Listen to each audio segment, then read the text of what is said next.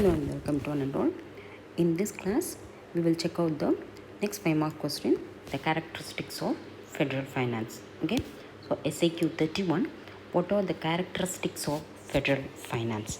So before we proceed with the answer, I would like to explain to you briefly, first of all, what is the meaning of federal system. Okay, so then we will come to the what is the meaning of federal finance and what are all the characteristics of federal finance. Okay, so let me briefly explain to you what is the federal form of system or the federal form of government, and then what is the meaning of that federal finance. Okay, so now that is what is the meaning of federalism or federal form of government. So federal form of government is a combined mode of government. That is what combined mode of government, in the sense the central, or which is also called as the federal government, and along with the regional government. So it can be each and every country calls their own names. Okay, see here it is called as a central government. In the United States it is called as a federal government. Okay, so the meaning is the same. And also along with the regional governments, it can be a provincial or state governments or the territorial or any other subunit governments. Okay, so together it is a single political system, and even though the central government and the state governments together are functioning, the powers are clearly divided between the central government and the state governments. Okay, so that is the federal form of government. The state government, even though they are under the control of the central government, they have their own independence, they have their own individuality, they have their own, all the state government, they have their own rights. They have their own rights to impose taxes on certain items. They have their own rights to incur the expenditure on whatever each and every head of the state government they feel it is necessary to. So in all these matters, the central government will not interfere. In other words, there is a freedom for the state governments, even though they are under the control of the central government. So that is the federal form of government. Okay, in the same way, the federal finance, if you are establishing a federal form of government, then the financial relations between the central and the state government should also be in the federal form. Okay, so what is the meaning of federal finance? So federal finance refers to the financial relations between the central government and the state government. That is, clearly specifying or assigning the sources of revenue separately to both central and state governments. That means what? So there is, as per the Indian Constitution, India is a federal form of government. So as per the Indian Constitution, it is clearly mentioned these are the taxes that can be levied by the central government, and these are all the taxes that can be levied by the state government. So clearly the sources of revenue separately for both the central government and state government are specified in the Constitution. So that is a federal finance.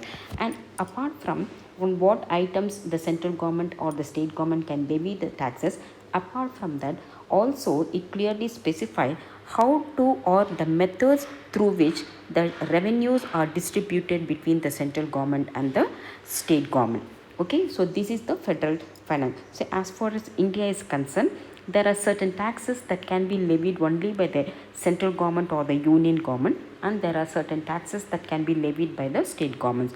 So for example, the taxes that can be levied only by the central government, that is the customs duty, corporation tax, capital gains tax, railway fares, surcharge on income tax, they all are can be levied only by the central government or the union government. And the taxes that can be levied by the state governments, so they are the land revenue, stamp duty, estate duty, entry tax, sales tax. So these are all the taxes that can be levied by the state government. So there is no separate item on which both the central government as well as the state government can levy together jointly. Okay, it is not like that.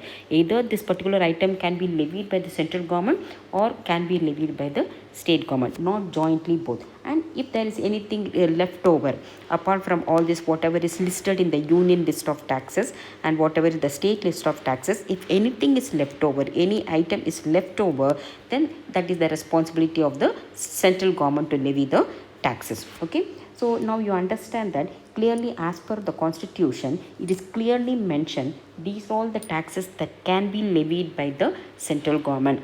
These are all the taxes that can be levied by the state government. So that independence is there, that freedom is there for the each and every state government, even though the central government is the authority. So that is the federal form of government, that is the federal finance. This is the financial relation between the central government and the state government. And apart from items on which the taxes that can be levied, and it is also specified in the constitution how the tax revenue will be distributed between the central government and all the different state governments, because it is not necessary that if the central government is levying a tax on particular item, the proceeds are going to the central government. It is not necessary that the taxes are levied on the state government, it is only for the state government. See, there are divisions there. Certain taxes that can be levied by the central government, but the proceeds are distributed between the state governments. Okay, so like that, the constitution also clearly specified how the tax revenue will be distributed, should be distributed between the central government and the state government. Let's briefly check out. So distribution of tax revenue, the first part, there are certain taxes that are levied by the union government, that is central government, but it is collected and appropriated by the states. So actually it is levied by the central government, but finally who is collecting it? By the state, different state government. So some of the examples are the stamp duties on bills of exchange, excise duties on medicinal and toilet preparation. So these are all the taxes, even though it is levied by the central government, it is collected and appropriated by the different state governments. That is one type of distribution.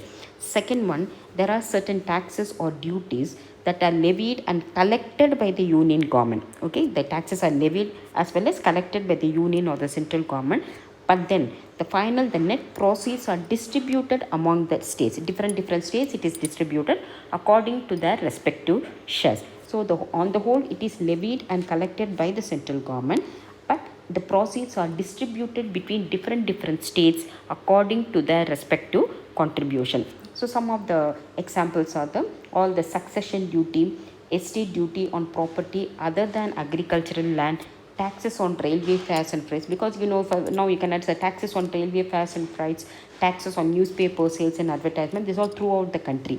Then the railway fares, it crosses through different states.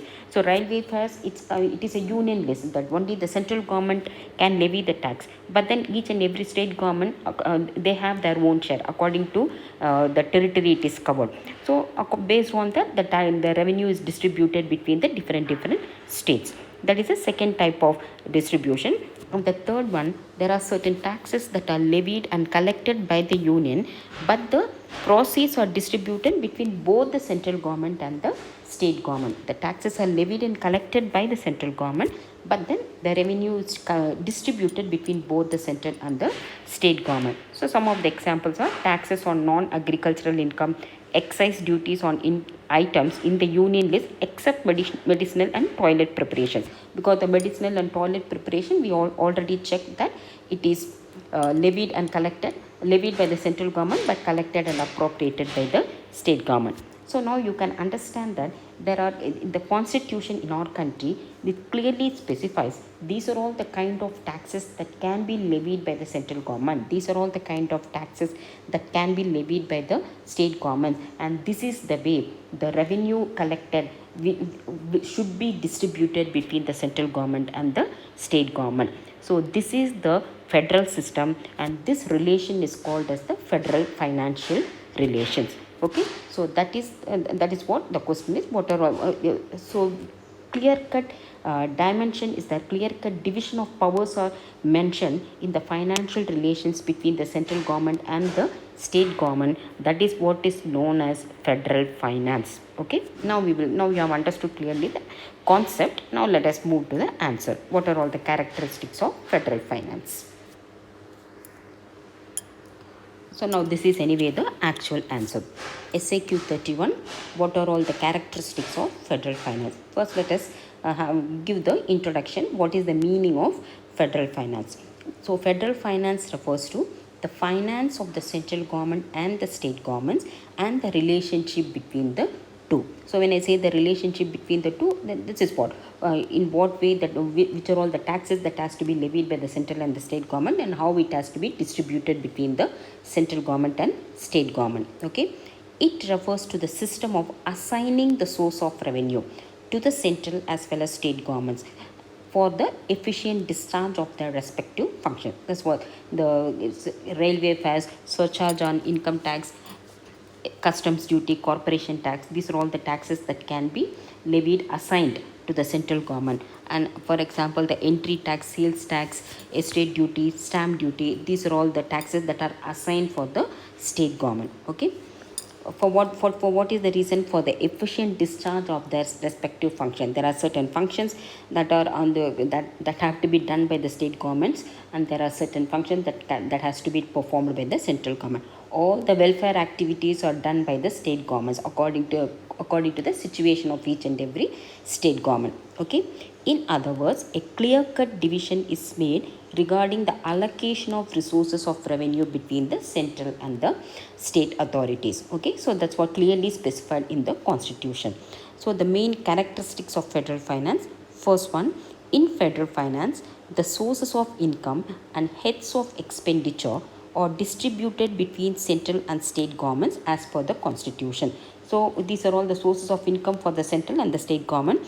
Similarly, on what are all the types of expenditure the central government should incur, what types of expenditure the state government will incur. The central government will not involve in the whatever the expenditure which are incurred by the state government, because each and every state government, their situation is different.